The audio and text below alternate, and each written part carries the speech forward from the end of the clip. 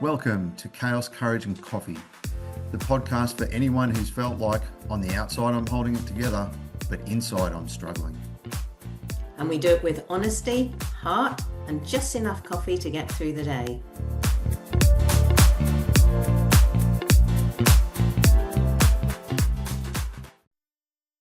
Hello, Vanessa. How are you?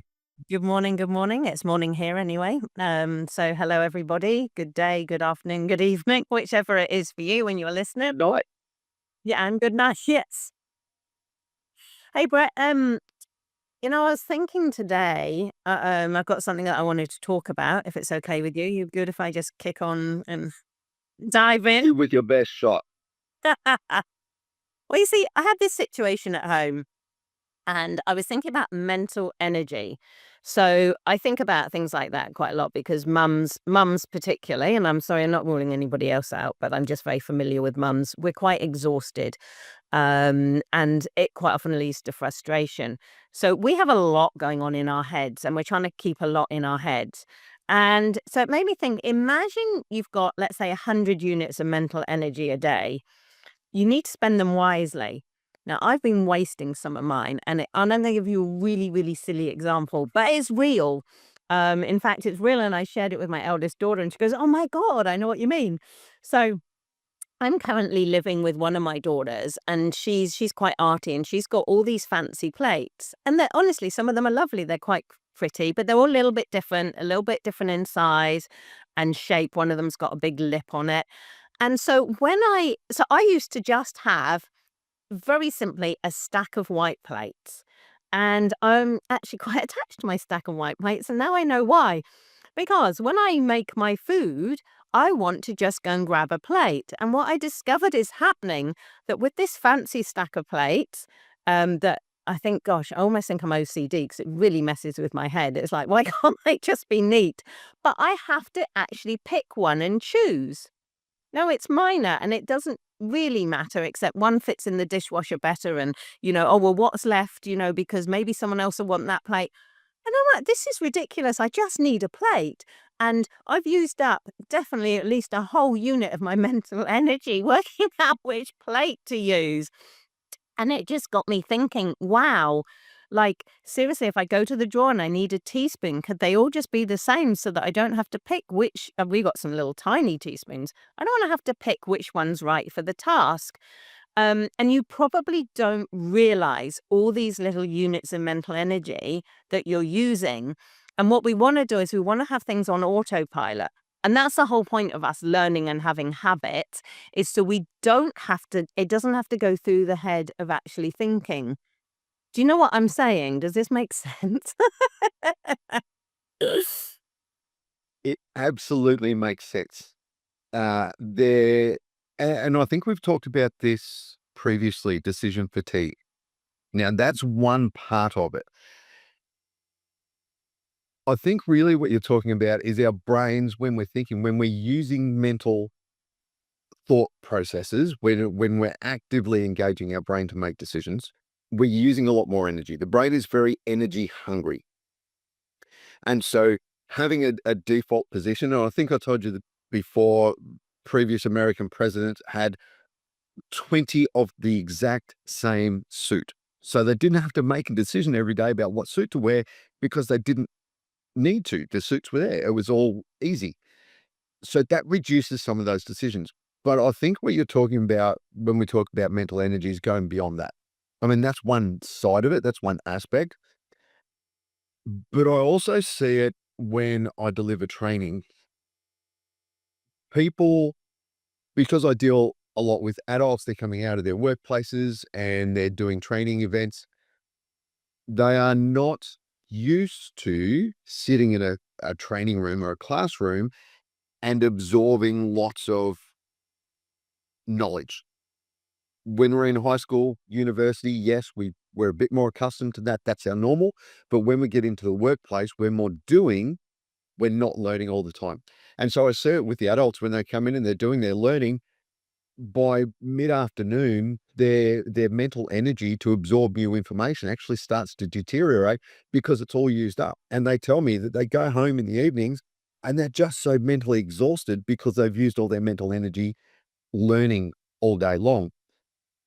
So I think, yes, I can understand with the plates, and it might be something we need to talk about there another day. But I get it. Those extra decisions, that extra energy you're using. And I think a lot of people can relate when they get home, if they've had a really mentally exhausting or draining day, it feels almost physical in the body, even though it's all up here. You get home or when it's over and you just need to stop and get that energy back. And it can affect your entire night or your entire evening until you go to bed and you get that sleep, which is where that mental recovery really happens. So you're not making it up. So a little bit of validation. It is a real thing. And yeah, I absolutely get it. I really do. So one thing I'm thinking that I have developed to do, being a busy parent of 4 children, is clump things together so that you're doing similar tasks together because you've put your brain into that kind of mindset. So say I'm in organizing the kids, I've got to make an appointment here, I've got to organize a play date here. I actually set up those tasks together because then it's closer to doing one thing. If we keep hopping from right, I need to do this, and now I'm switching and I'm going to do this, it's actually using up more mental energy because you're doing all the switching and it's different things. Like it's relatable to the training that you're saying they're not used to that. It's way more exhausting if you're not used to it. So, as you said, kids who are used to sitting in a classroom, absorbing information and doing a task, this has become familiar to you. This is now a process that your brain has kind of automated, right? So try and clump your tasks together so that you are not chopping and changing, because every time you chop and change, that's using up more mental energy. So it's definitely think of it in terms of, come up with your own analogy. Mine might be that you've got 100 units of mental energy. You can think about a tank of, full of water or something, draining it down. Yep. Tank of petrol in the car. Yeah. And every time you come up to a set of traffic lights and have to stop, that's one task completed. Leaving the traffic lights is starting another task. And so you're using that acceleration is using more fuel. If you want to look at it that way, which leads me down a different path. Something I heard recently is around multitasking. So women say they can multitask and men can't multitask, or men say we can't multitask. Just let me do one thing, finish it, and move on. There is a mental energy cost to switching in multitasking. And every time we do that mental switch, as we said, there's an energy cost and it actually deteriorates with time. So we are better off. There was research in the past done. Yes, women can multitask better than men. Women can multitask. Men prefer to focus on a single task and get it completed. The quality of output, this research, and it was a long time ago, and I can't tell you the study, but the quality of output, men quality of output was better. There's a high quality output than the women's multitasking output. So you might be able to multitask and do different things at the same time, but the workload, the quality output is less, and the mental energy drain is where we're really going, is greater when trying to multitask, because we can't truly multitask. What we're doing is swapping from one task to the next and then back again and over. And so using more mental energy. And that might be why the work quality could be a little bit less. Yeah, we could go down a whole different path here and open another can of worms. I think the thing for the women is it's about getting the job done because we have so many little things to do. But it's interesting that you talk about focus. And I think that is really what's kind of behind this, is focusing on. And sometimes we don't realize we're focusing on it. So it's not like a high level focus. And I think that's my point behind the energy drain, is I didn't even realize I was choosing plates. I mean, honestly, seriously, I've got the same thing with mugs. She's done exactly the same with mugs. We got a beautiful random collection of mugs, and now I have to choose a mug in the morning. Before, I just knew which one my coffee was going in. Look, actually, this is today's one. It's, oh, you can't see it. Here we go. It's taller and it's quite nice actually, but it's a different shape and size. So I'm not sure if it works. So yeah, there's another one. So just getting my coffee in the morning, seriously, I've got to choose a mug and a spoon and everything. So yeah, it's about focus, but not your high level focus. It's that next level that you is semi-subconscious and you don't really realize you're doing it. And that's what I wanted to highlight today. Which things are genuinely totally on autopilot and which one have you got this? It's like having another tab open on your computer, and in the background, I'm just getting my morning coffee, and there's this little thing that's just working in the background, having to do all these decisions. So just my coffee, I've used up some of my tank already, and I didn't realize it. So I just want to highlight to you, to the listeners, to now make it conscious, these little decisions that you're making, probably so you can eliminate them. And I don't want everyone rushing to the supermarket now and getting mugs and plates that are the same, but I might. Vanessa's plates, mum's plates, and daughter's plates. It is like that now. I honestly, when I realized this 2 days ago, I went to all where they were supposed to be thrown out. They're in a box in the shed, and I said, "No, I'm having my plates back." And we've now got my nice, neat stack of plates that if I do have OCD, it works really, really well. My plates, my bowls, everything.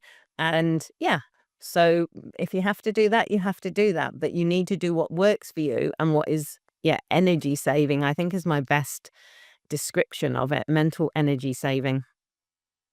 So could we say it's where can you remove some of the decisions in your life Yes. to free up some of that mental energy? Where can you take out a few of those traffic lights and get onto the highway so you've got a straight run and save a little bit more fuel? Yeah. Yeah. And it's not going to be the same for everybody. Everybody's different.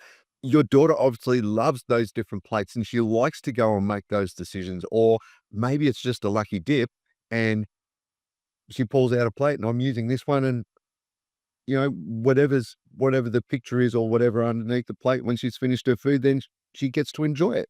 Um, Different people focus in different ways, and maybe that's something, for you, Vanessa, it's not about what you see when you pull it out, it's what you see when you're finished.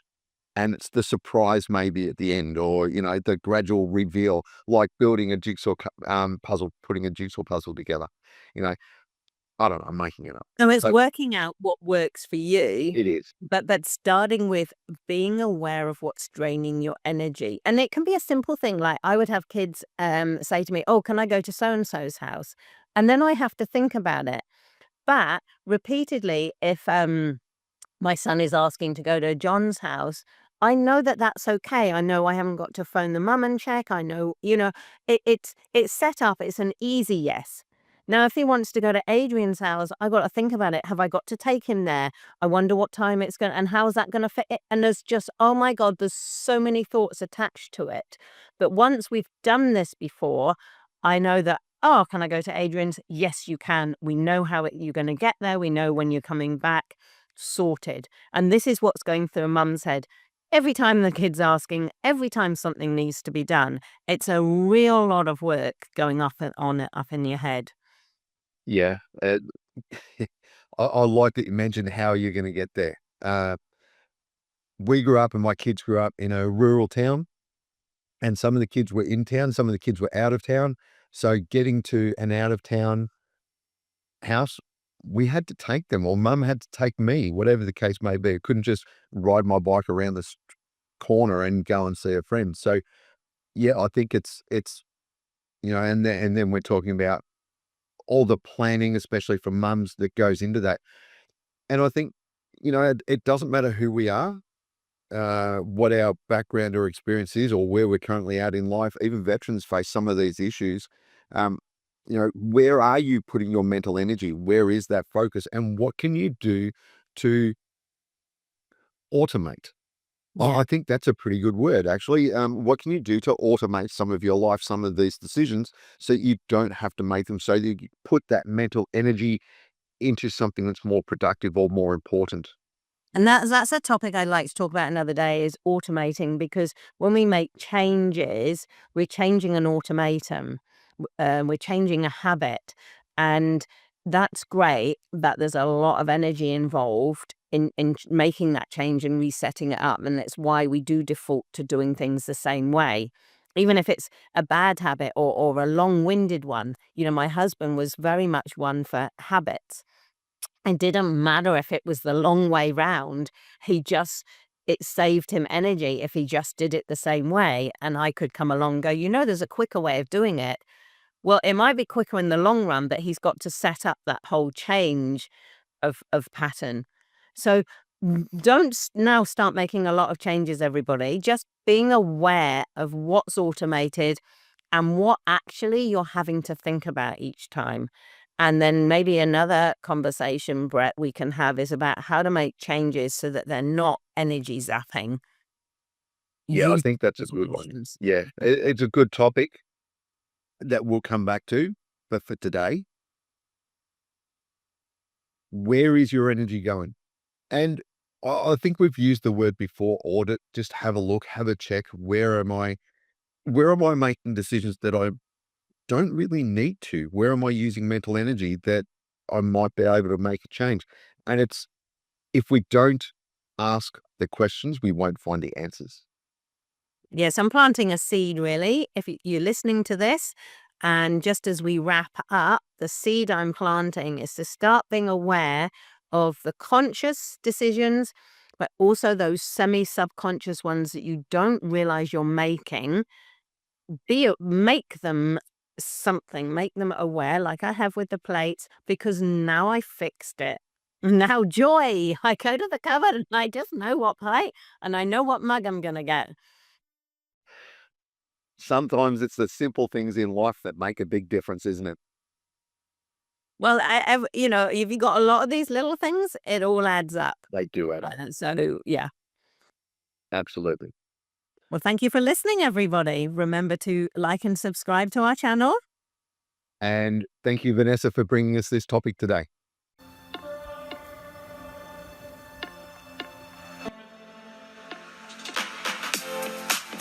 Thanks for being with us today on Chaos, Courage and Coffee.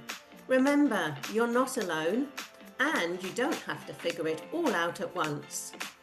What part of today's conversation stood out for you? This podcast is about showing up in the mess, not waiting until it's all sorted out. If today helped, share it with someone else who might need it too. And if you're navigating your own version of chaos, we'd love to hear about it. Leave a comment, message us, or join the conversation. We'll be back soon with more honest talk, less pressure, and just enough courage to get through whatever's next. See you next time on Chaos, Courage and Coffee.